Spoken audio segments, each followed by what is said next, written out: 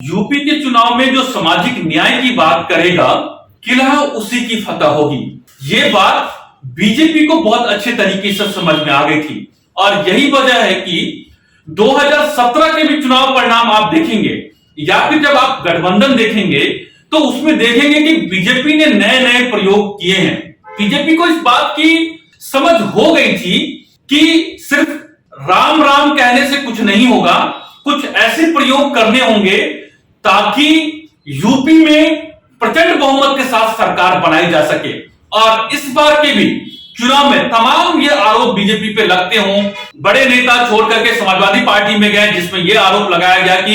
पिछड़ों की अनदेखी की गई है, सामाजिक न्याय की अनदेखी की गई है।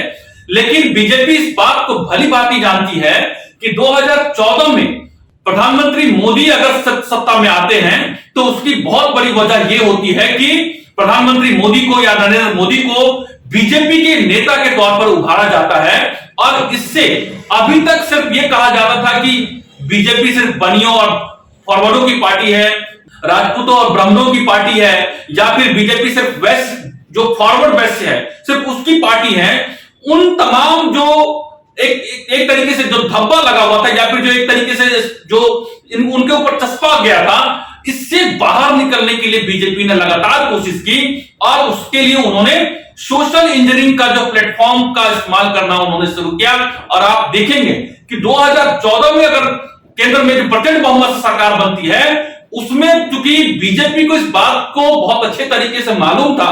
और यह आंकड़ा एनएसएसओ का है कि करीब 50 से 55% जो सबसे बड़ी आबादी है वो पिछड़ों की आबादी है। और उसमें कुछ जातियों को छोड़ करके बाकी जो जातियां जिनको अभी तक सामाजिक न्याय या फिर सामाजिक हिस्सेदारी नहीं मिली थी, जिसका राजनीतिक बहुत उभार नहीं हुआ है, जब तक उनको नहीं जोड़ा जाएगा तब तक उनका जो है विस्तार, जनाधार का विस्तार नहीं होगा। और यही बात जो है मैं आपको यूपी चुनाव में भी आपको इस पूरी वीडियो में बताऊंगा कि किस तरीके से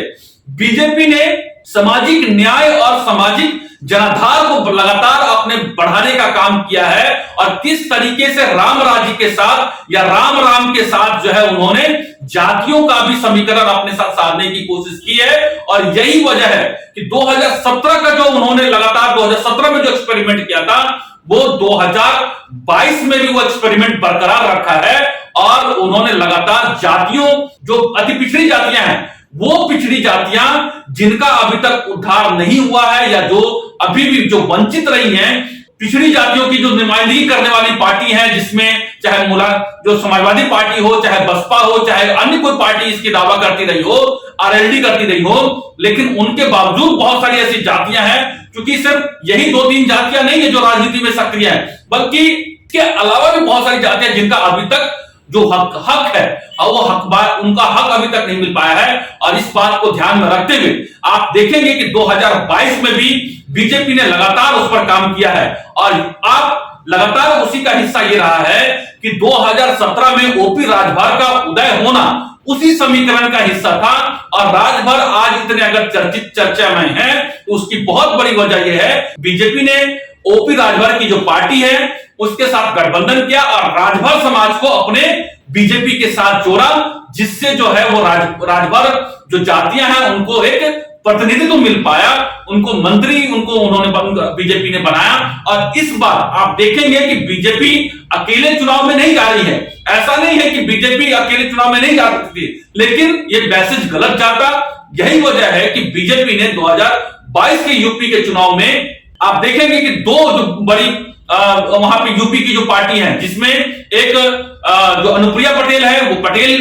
समाज का प्रतिनिधित्व करती है, कुर्मी समाज का प्रतिनिधित्व करती है, उनको लगातार अपने साथ रखा हुआ है। इतना ही नहीं, जो निषाद पार्टी है, डॉक्टर संजय निषाद, उनको भी पिछड़ी जाति का जो निषादों का जो समर्थन है और एक अच्छी आबादी यूपी में मानी जाती है, उस समुदाय को भी लगातार और उस पार्टी के नेता को भी अपने साथ अपने पार्टी में जोड़ा है और यह संदेश देने की कोशिश की है कि बीजेपी सिर्फ अकेले नहीं है। और वो जो उसके ऊपर आरोप लगाने का जो काम है, विपक्षों का जो एक आरोप है, उस पर लगातार एक तरीके से पानी फेरने का काम किया है। बीजेपी आप देखेंगे कि वहां पर योगी का योगी आदित्यनाथ और पिछड़ों में अनुप्रिया पटेल और डॉक्टर संजय निषाद, इन तीनों के चेहरे पर वहां पर चुनाव लड़ने जा रही है। आप इस बात को समझिए कि जब से मंडल बनाम कमंडल की जब लड़ाई शुरू हुई, और आप देखेंगे इसका बिहार में भी जब आप विस्तार देखेंगे, मंडल बनाम कमंडल की जब लड़ाई होती है तो वहां पर लालू प्रसाद यादव का उभार होता है, नीतीश कुमार का उभार होता है, रामविलास पासवान का वहां पर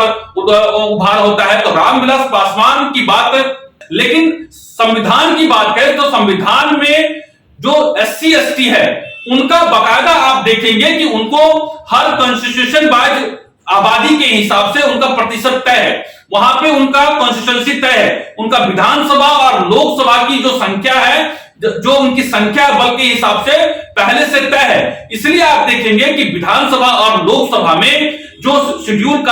ट्राइब से जुड़े हुए जो जातियां हैं उनका प्रतिनिधित्व आपको देखने को मिलता है, क्योंकि संविधान में ही उसका प्रावधान कर दिया गया है। लेकिन अभी भी आप देखेंगे कि करीब 50 से 55% जो पिछड़ी जातियां हैं, जिसमें यूपी और बिहार जो बड़ा फैक्टर है और जातियों का यहां बहुत बड़ा रोल है, उसी तरीके से यूपी में NSSO जो ये सेंट्रल सरकार के जो डाटे हैं ये बताते हैं कि करीब 50 से 55% की आबादी जो है वो पिछड़ों की यूपी में है।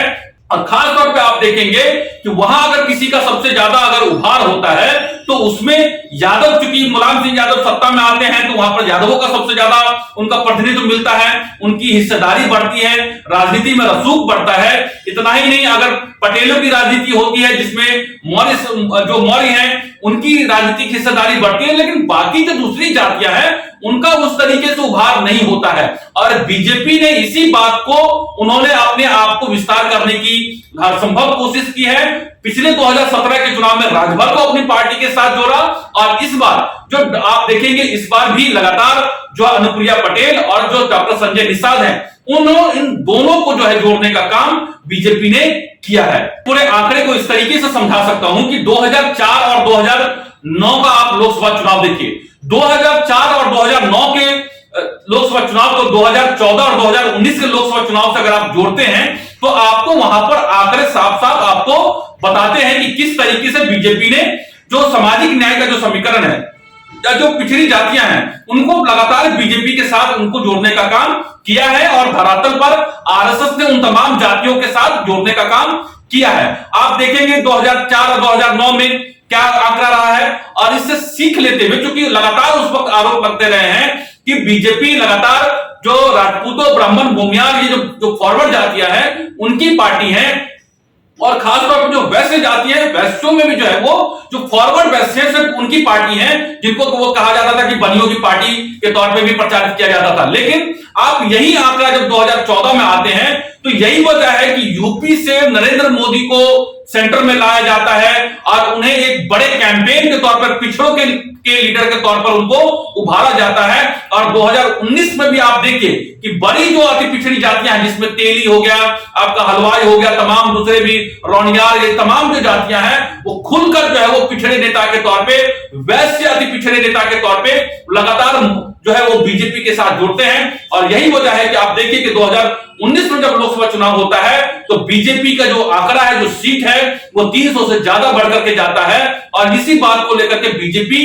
लगातार इस बात का विस्तार भी कर रही है। और अभी की राजनीति देखिए, क्योंकि देखिए यहां पर आप देखेंगे कि यूपी की राजनीति में या फिर आप देश की भी राजनीति करें, अभी तक जो अल्पसंख्यक समाज है या फिर मुस्लिम समाज है उसको लेकर के राजनीति होती रही थी, और वो लगातार कांग्रेस का वो एक वोट बैंक आधार बना भी रहा। और दलितों को लेकर भी राजनीति होती रही, दलित और जो मुसलमान हैं वो लगातार कांग्रेस का वोट बैंक बने रहे। पिछड़ी जातियों के साथ क्या होता है, एक तो उनका संवैधानिक जो जातियों के हिसाब से जो सीट होनी चाहिए वो उनका निश्चित नहीं है, लेकिन ऐसे में कुछ नेताओं का उभार होता है, जिसमें आप अगर यूपी की बात कर लें, जिसमें आप देख लें कल्याण सिंह का उभार होता है, या फिर आप कह लें मुलायम सिंह का उभार होता है। इन सब नेताओं का उभार तो होता है, लेकिन जो दूसरी जातियों का जब उभार नहीं होता है, ऐसे में आप देखें कि इस बार जितनी ज्यादा चर्चा इस बार पिछड़ा बनाम पिछड़ी जातियों का हो रहा है या फिर पिछड़ी जातियों को सीट दिया जा रहा है, इससे पहले जो है इतना चर्चा कभी भी यूपी के चुनाव में सेंट्रल पॉलिटिक्स में पिछड़ा नहीं रहा, पिछड़ी जातियां नहीं रही थी। और ये एक तरीके से सूचक है कि जैसे जैसे आने वाले समय और बढ़ेंगे, आने वाला 10 साल, 15 साल, 20 साल, क्योंकि अभी भी ओबीसी में एक बड़ी जातियां ऐसा है जिनका अभी भी राजनीतिक प्रतिनिधित्व नहीं मिला है। और जैसे जैसे उनका उभार होगा, वो शैक्षणिक तौर पे आगे बढ़ेंगे, उनमें जागरूकता आएगी, उनके नेता उभर के आएंगे, जो और भी जो छोटी छोटी जातियों को लेकर के जब लीडरशिप पैदा होगी, तो वैसे में पिछड़ों को लेकर के और गोलबंदी और राजनीति तेज होगी। और ये बात भली भांति बीजेपी इस बात को समझ चुकी थी कि सिर्फ यादव जाटव के अलावा जो दलितों में भी और पिछड़ी जातियों में या फिर कुर्मियों के अलावा जो दूसरी जातियां हैं, उनको उस तरीके से प्रतिनिधित्व नहीं मिला है। और यही वजह है कि बीजेपी ने उसमें सेंधमारी करने की लगातार कोशिश की। और यही वजह है कि आप देखेंगे कि 2017 में राजभर को अपने साथ जोड़ा, और इस बार जो है आप देखेंगे कि संजय निषाद है, जो निषाद पार्टी है, उनके प्रमुख है, आप देखेंगे कि उनको लगातार पब्लिसिटी दे रही है। जाहिर सी बात है, ये बीजेपी में जुड़ने की वजह से ही डॉक्टर संजय निषाद को इतनी लगातार चर्चा मीडिया में हो रही है, और मीडिया का जो है उनका लगातार उनको अट्रैक्शन भी उनका बना हुआ है। तो यही बात लगातार हम इस वीडियो के माध्यम से कहने की कोशिश कर रहे हैं कि जैसे जैसे जो है आने वाला समय में और छोटी छोटी पिछड़ी जातियों का उभार होगा, और जैसे जैसे इनके नेता बढ़ेंगे, वैसे वैसे जो है वो आपको यूपी में, और भी सिर्फ यूपी नहीं बल्कि बिहार और तमाम देश में आपको राजनीति में पिछड़ों के जो पिछड़ी जातियां हैं वो केंद्र बिंदु बनकर उभरेगी। क्योंकि दलितों के ऊपर राजनीति हो चुकी है, उनके लीडर्स सेट हो चुके हैं, उनके वोटर उनके साथ सेट हो चुके हैं। अभी भी आप देखेंगे कि पिछड़ी जातियों की राजनीति अभी और तेज होगी, और बीजेपी इस बात को समझती है। और आप देखेंगे कि लगातार 2017, 2014 के चुनाव, लोकसभा चुनाव, 2019 के चुनाव, 2017 के विधानसभा चुनाव और 2022 के चुनाव में बीजेपी का पूरा जो ध्यान केंद्र है वो लगातार जो है पिछड़ी जातियों की, जो अन्य जातियां हैं जिनका अभी तक उभार नहीं हुआ, उनको प्रतिनिधित्व देने की है, उनको पार्टियों से जोड़ने की है, और इसका फायदा लगातार जो है वो बीजेपी को मिलेगा। तो ये लगातार जो पिछड़ी जातियां हैं और पिछड़ी जातियों की राजनीति करने वाले नेताओं के लिए एक अच्छी खबर है, और एक संदेश भी है कि पार्टियां, चाहे वो कांग्रेस हो, चाहे बीजेपी हो, चाहे अन्य दूसरी जातियां हैं, जब तक सामाजिक न्याय के साथ विकास नहीं होगा, तब तक जो है उस पार्टी का विस्तार नहीं हो सकता है, तब तक वो पार्टी सत्ता सुख में नहीं आ सकती है। चाहे आप समाजवादी पार्टी की करें, समाजवादी पार्टी का मुस्लिम और यादव वोट बैंक रहा है, लेकिन मुस्लिम और यादव वोट बैंक के बाद भी उनका वोट प्रतिशत करीब 20 से 25% से ज्यादा कभी नहीं बढ़ा। यही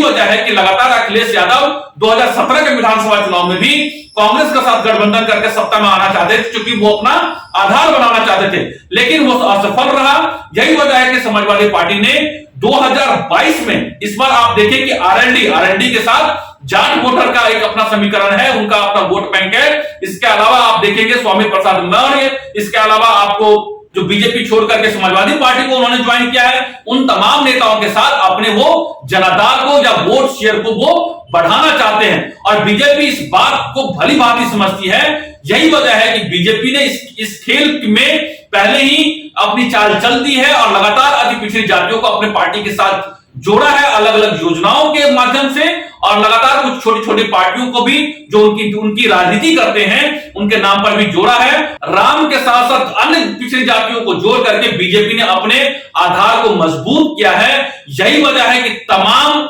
आप देखिए कि विपरीत परिस्थितियों के बावजूद बीजेपी, जो वहां पे ग्राउंड रिपोर्ट हमारे पास आ रहे हैं और जो सर्वे आ रहे हैं, उसमें बीजेपी की सरकार बनती हुई दिख रही है, और इसमें पिछड़ों की भागीदारी सबसे बड़ी होगी। ये बात आपको मैं आज बता रहा हूं। इस वीडियो में बस इतना ही। आपको यह हमारा यूपी की बात कार्यक्रम कैसा लगा मुझे जरूर बताइएगा। नमस्कार। अगर आप चाहते हैं कि आपको इस तरह का इंफॉर्मेटिव वीडियो मिलता रहे, तो आप हमारे चैनल द इंडिया प्लस को सब्सक्राइब करना ना भूलें। साथ में आप बेल आइकन को दबाना भी ना भूलें, ताकि आपको नोटिफिकेशन मिलता रहे। आप हमारे इस वीडियो को शेयर भी कर सकते हैं।